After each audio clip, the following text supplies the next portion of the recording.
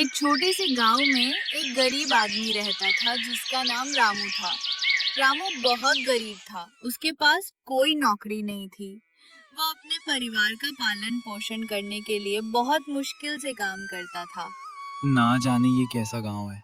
यहाँ पे करने के लिए कोई काम ही नहीं है और कहीं काम करने जाओ तो लोग दिन के 50 रुपए देते हैं। अरे इतने पैसे में तो दिन भर का राशन भी नहीं आता। अरे अगर यहाँ पर कोई काम नहीं है तो शहर जाके काम ढूंढो ना। शहर में तो लोगों के पास बहुत काम होता है। हमारे गांव से भी तो कितने लोग शहर में काम करने के लिए गए हैं। शहर की जिंदगी के बारे में तुम कुछ नहीं जानती।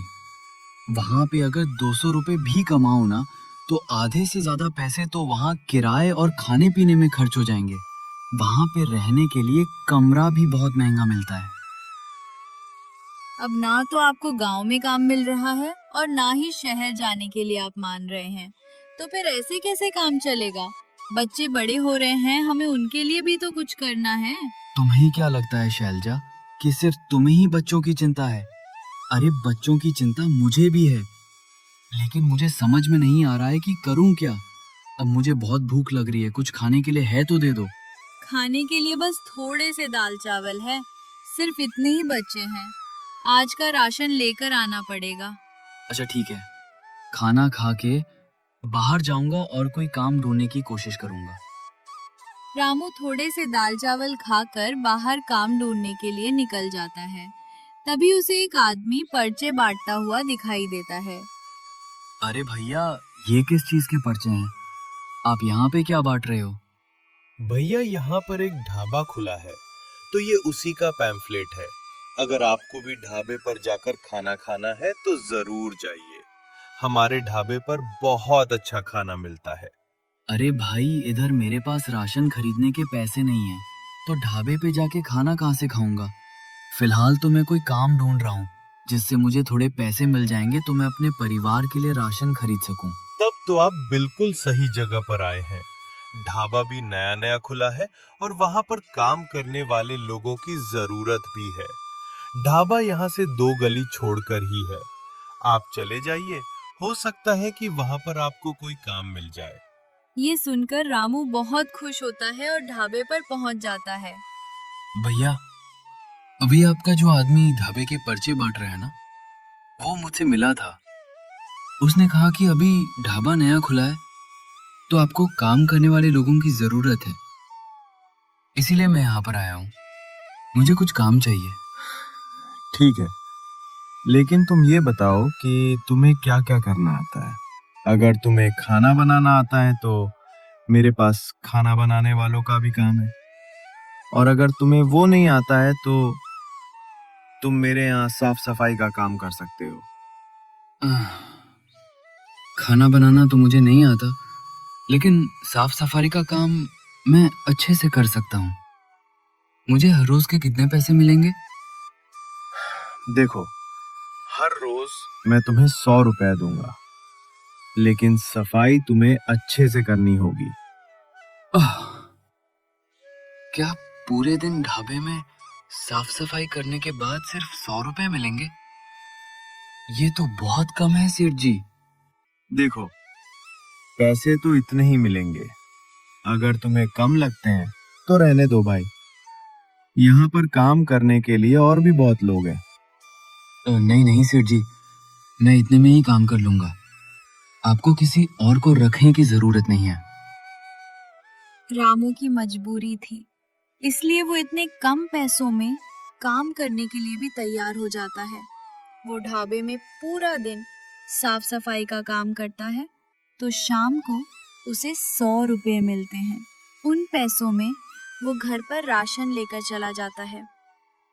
ये लो शैलजा, आज मेरी जो भी कमाई हुई थी उससे मैं ये थोड़ा दाल चावल और सब्जियां खरीद लाया। आज के राशन का तो इंतजाम हो गया। लेकिन अब कल के राशन का क्या करेंगे? आपको तो दिन के हिसाब से कम मिलता है। अगर हर रोज का काम होता तो ज्यादा चिंता नहीं होती। अरे तुम चिंता मत करो, अब मुझे नौकरी मिल गई है, इसलिए मुझे हर रोज के पैसे मिल जाएंगे। अब तुम्हें हर रोज के राशन की चिंता करने की जरूरत नहीं है। वो लोग शांति से खाना खा लेते हैं। अगले दिन रामू काम पर जाता है। वो सुबह से शाम तक ढाबे पर सफाई का काम करता है, लेकिन जब वो शाम को अपने पैसे लेने के लिए जाता है तो मालिक कहता है, अरे रामू, मैं तो तुम्हें बताना ही भूल गया। मैंने तुम्हें नौकरी पे रखा है, इसलिए मैं तुम्हें हर रोज के हिसाब से पैसे नहीं दे पाऊंगा। महीने के पैसे एक बार दे दूंगा। लेकिन सेठ जी, मुझे मेरे घर पर राशन लेकर जाना है। मेरे पास बिल्कुल भी पैसे नहीं है। अगर मुझे पैसे नहीं मिले तो हमारे घर पर आज चूल्हा भी नहीं जल पाएगा। देखो, अगर ऐसी बात है तो तुम किसी से उधार ले और उसे बाद में पैसे चुका देना, लेकिन मैं तुम्हें हर रोज के पैसे नहीं दे पाऊंगा। सेठ जी, मेरी मजबूरी समझने की कोशिश कीजिए। मेरे घर पर खाना बनाने के लिए भी पैसे नहीं हैं। अरे तो तुम्हें कह रहा हूँ कि किसी से उधार ही ले लो। और वैसे भी अगर मैंने तुम्हें हर रोज के पैसे दिए तो तुम्हारा क्या भरोसा, तुम कब काम छोड़कर चले जाओ। लेकिन हाँ, अगर तुम कोई चीज मेरे पास गिरवी रख दो तो मैं तुम्हें पैसे दे सकता हूँ। अरे, गिरवी रखने के लिए तो मेरे पास कुछ भी नहीं है सेठ जी। मैं बहुत गरीब आदमी हूँ। अरे, ये गरीबी का राग आलापना बंद करो और चुपचाप काम करो। चलो। रामू के बार बार कहने पर भी उसका मालिक उसे पैसे नहीं देता, जिस वजह से उसे गांव के ठेकेदार से पैसे उधार लेने पड़ते हैं। देखो, मैं तुम्हें पैसे उधार दे रहा हूँ, लेकिन अगर तुमने मेरे पैसे सही समय पर नहीं लौटाए तो अपना घर तुझे मेरे नाम पर करना होगा। मंजूर ठेकेदार जी, बिल्कुल भी चिंता मत कीजिए। मेरी पगार मिलते ही मैं आपको आपके पैसे चुका दूंगा। रामू ठेकेदार से पैसे उधार पर लेता है। इस तरह 1 महीना बीत जाता है। रामू की पगार मिलने का दिन आ जाता है। मालिक, मुझे काम करते हुए 1 महीना बीत गया। अब तो आप मुझे महीने की पगार दे दीजिए। देखो, आज मेरे पास इतने पैसे नहीं हैं। तुम कल तक इंतजार करो, मैं कल तुम्हें पैसे दे दूंगा। लेकिन सेठ जी, मुझे ठेकेदार जी को पैसे देने हैं। अगर आज मैंने उनके पैसे नहीं लौटाए तो वो मेरा घर हड़प लेंगे। अरे, एक दिन के लिए कोई किसी का घर थोड़ी ना हड़पता है। कुछ नहीं होगा, मैं कल तुम्हें तुम्हारे पैसे दे दूंगा। आप मेरे साथ खेल मत खेलिए सेठ जी। आपने कहा था कि महीना पूरे होते ही तुम्हें तुम्हारे पैसे मिल जाएंगे, लेकिन आप तो पैसे देने का नाम ही नहीं ले रहे हैं। सुबह से ढाबे में इतने लोग खाना खा कर गए हैं और आप कह रहे हैं कि आपके पास पैसे नहीं हैं। तेरी हिम्मत कैसे हुई मुझसे इस तरह से बात करने की? जा, नहीं देता मैं तुझे तेरे पैसे।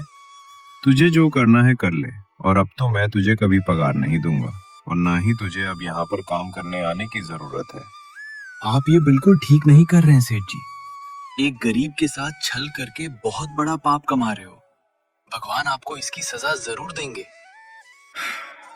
अरे चल निकल यहाँ से, बड़ा आया है मुझे यहाँ भगवान की धमकी देने वाला। पीयूष रामू को धक्के मारकर वहां से निकाल देता है और तभी थोड़ी देर बाद ठेकेदार का आदमी विमल रामू के घर आता है। याद है ना रामू कि आज तुझे सेठ जी के पैसे देने हैं। सेठ जी ने तुझे याद दिलाने के लिए मुझे भेजा है। हाँ, मैं जानता हूँ विमल। सेठ जी को कहना कि मैं रात तक उनके पैसे लेके आऊंगा। ठीक है, लेकिन रात तक पैसे लेकर आ जाना, वरना तुम्हें पता है ना, तुम्हारा घर तुम्हारे हाथों से चला जाएगा। विमल उनके दरवाजे पर खड़ा ही था। तभी रामू का एक पड़ोसी रजनीश वहां से गुजर रहा था। उसने जैसे ही विमल को रामू के दरवाजे पर खड़ा देखा तो वो समझ गया कि पक्का कोई ना कोई गड़बड़ जरूर है। अरे, ये तो ठेकेदार का आदमी है, लेकिन ये रामू के घर पर क्या कर रहा है? विमल जैसे ही वहां से निकलता है तो रजनीश रामू के घर जाता है। अरे रामू, ये विमल तुम्हारे घर पर क्या कर रहा था? तुमने ठेकेदार से कोई उधार लिया है क्या? हाँ भाई, उधार लिया तो था, लेकिन चुका नहीं पाया। मेरे मालिक ने कहा था कि महीना पूरा होते ही तुझे तेरे पैसे दे दूंगा, लेकिन आज उसने पैसे देने से मना कर दिया और मुझे काम से भी निकाल दिया। अब अगर मैंने ठेकेदार को पैसे नहीं दिए तो वो मेरा घर हथिया लेगा। मुझे तो समझ में नहीं आ रहा है कि मैं पैसे कहाँ से लेके आऊं। अरे इस तरह परेशान मत हो, कोई ना कोई तो हल जरूर मिल जाएगा।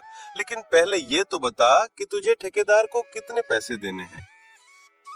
पैसे ज्यादा तो नहीं, लेकिन 3,000 रुपए देने हैं। मगर मेरे पास उतने भी नहीं हैं और मेरी गरीबी की वजह से कोई मुझे उधार देने को भी तैयार नहीं है। अरे कोई बात नहीं रामू, मेरे पास कुछ पैसे हैं, मैं तुझे पैसे दे देता हूँ। वरना इतने से पैसों की वजह से तेरे हाथ से तेरा घर चला जाएगा और ठेकेदार तो है ही लोगों की मजबूरी का फायदा उठाने वाला। वरना 3,000 रुपए के ऊपर कोई किसी का घर नहीं हथियाता। रामू का पड़ोसी रजनीश उसे पैसे लाकर देता है। रामू उन पैसों से ठेकेदार का उधार चुका देता है और रजनीश के घर जाकर उसका बहुत बहुत धन्यवाद करता है। रजनीश भाई, अगर आज तूने मेरी मदद नहीं की होती तो मेरा घर मेरे हाथों से चला जाता। पता नहीं भगवान ने मुझे इतना मजबूर क्यों बनाया है। एक तो मुझे कहीं काम नहीं मिलता, ऊपर से जहाँ काम मिलता है वहां पर लोग ऐसे छल करते हैं। मैं कैसे अपने परिवार का गुजारा करूं? मुझे कुछ समझ में नहीं आ रहा। अरे देख भाई रामू, ज्यादा परेशान मत हो। मैं तो कहता हूँ तू अपना कोई काम शुरू कर ले, इससे पैसे डूबने का खतरा भी नहीं रहेगा। लेकिन मुझे तो ज्यादा कुछ काम भी नहीं आता। पहले लकड़ी की फैक्ट्री में काम करता था, अब वो भी बंद हो गई। उसके अलावा मुझे कोई काम नहीं आता। अरे भाई, तूने इतने समय तक ढाबे पर काम किया और ढाबे का काम तो तू अच्छा चला सकता है। तो तू और भाभी जी मिलकर अपना ढाबा क्यों नहीं खोल लेते? उसमें तो मुनाफा भी अच्छा होता है। तुम्हारा कहना तो ठीक है रजनीश भाई, लेकिन मेरे पास इतने पैसे नहीं है कि मैं ढाबा खोलने के लिए कोई जगह किराए पर लूं। और काम शुरू करने के लिए भी तो पास में पैसा चाहिए ना। अभी ठेकेदार के पैसे ही मैं तुमसे लेकर चुका कर आया हूँ। अरे तुम चिंता मत करो रामू भाई, ढाबा खोलने के लिए तुम्हें कोई जगह किराए पर लेने की जरूरत नहीं है। बल्कि तुम अपने घर में ही ढाबे का काम शुरू करो और बाहर से ऑर्डर लेने भी शुरू करो। जितने लोगों को तुम अपने घर में बिठा सकते हो उतने लोगों को बैठा और बाकी होम डिलीवरी करनी शुरू कर दो। धीरे धीरे शुरू करोगे तो काम अच्छा चल जाएगा। तुम ठीक कर रहे हो रजनीश भाई। वैसे भी तुम्हारी भाभी बहुत अच्छा खाना बनाती है और मुझे यकीन है कि उसके हाथ का खाना लोगों को बहुत पसंद आएगा। रामू घर जाकर अपनी पत्नी शैलजा से इस बारे में बात करता है तो वो भी घर में ढाबा खोलने की बात से सहमत हो जाती है। अगर हमारा ये काम चल गया तो बहुत ही अच्छा हो जाएगा। तब तो आपको कहीं बाहर जाकर काम भी नहीं करना पड़ेगा। घर में थोड़े से दाल चावल और आलू रखें। कल सुबह मैं दाल चावल और आलू का चोखा बना दूंगी और उन्हें ही बेचने की कोशिश करूंगी। अगर वो बिक गए तो उन पैसों से परसों का खाना बनाऊंगी। अगले दिन सुबह सुबह शैलजा उठकर दाल चावल और आलू का चोखा बनाती है और अपने घर के बाहर ढाबे का एक बोर्ड लगा देती है। वो दोनों मिलकर अपने घर को अच्छी तरह साफ करके वहाँ पर टेबल चेयर लगा देते हैं। तभी खाने की खुशबू से कुछ लोग वहाँ पर आते हैं। अरे वाह, आपने तो बहुत ही अच्छा छोटा सा ढाबा बनाया है। ये तो बिल्कुल एक घर की तरह लग रहा है। जी, हमारा घर ही है। हमारे पास ढाबा खोलने के लिए अलग से जगह नहीं थी, इसलिए हमने अपने घर पे ही ढाबा खोल लिया। वैसे ये बहुत ही अच्छा आइडिया है।